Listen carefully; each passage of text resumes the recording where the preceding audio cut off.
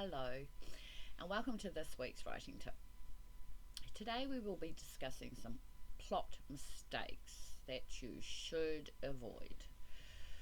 So if you've written your novel or short story, there are some vital elements that need to be completed to ensure your writing project is a success. So here are just a few of them to consider before you even think about sending your manuscript off to a publisher. Letting your characters loose without knowing what they are all doing, where they are, and their purpose for being there, as this can cause confusion to the reader if your characters are not contained and are all over the place. Perhaps there are too many obstacles or conflicts for your main protagonist character to overcome. This can set your character up to fail, so ensure you know where your characters are and what they are doing at all times. During the revision stages, you need to make sure you can see the end of the story or the end goal already formulated in your mind. If you can't see the ending, then you have probably gone off track somewhere and you need to come back to the original plot and storyline. The other important thing to consider in the revision stages is the complete opposite problem of setting your characters loose, is having them on too tight a rein. This could affect characterization and storyline, and can in turn mean that your characters have no character arc. You only have your characters acting out what you want them to do without a purpose and without development of character and your character being unaffected by the journey. So don't make this mistake, otherwise it could become a plot fail and the reader will become disinterested in the story. Sometimes it is very refreshing also to see your characters do surprising things to elevate the story. Then you also need to know the importance of correlation and causation. This occurs when there are two different events happening at the same time or one after the other.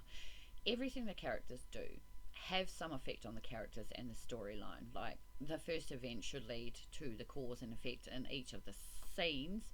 Otherwise, there is no potential for the plot. There is the potential for the plot to be full of holes. The events that take place feel unconnected, and this will turn your reader away from your book if this is not done correctly or effectively in the storyline and the plot. And as for the ending, you need to make sure you have tied up all the loose ends. And this is important as you don't want to leave your reader hanging in the wind, hoping for a sequel or a series that never eventuates. I've seen this done many times. You need to have an end goal, otherwise the ending could be sloppy and unfinished. You want your story to end with a bang and not a plonk of nothingness and no point to the overall story at all. You know what I mean, as I'm sure you've read a few books with unsatisfactory endings, like in films for example. You'll not like a film if it has no ending and leaves the viewer with a massive cliffhanger instead of closing off or resolving the main conflict. Don't be a lazy writer. Make sure you do what you set off to do initially, and that is to have a successful book published. In my journey as a writer, one of the mistakes I see when I'm reviewing a book, writers seem to forget the importance of sensory details. This is when, which I've already covered in an earlier video, this is when we enter a new scene or setting, for example, and we don't know the environment, the way it interacts with the character, what they see, hear, feel, touch, or can even taste. It's easy to create a character, no ways.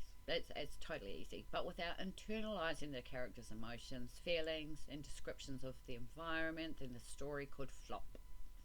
If it's raining, does your character feel the cold? If there is a garden in the garden, what is in the garden? Are there birds chirping in the trees? Does the sky have fluffy white clouds, or perhaps darkness is crawling across the sky? Can they taste the raindrops on their tongues? Does the haunted house smell like sulphur?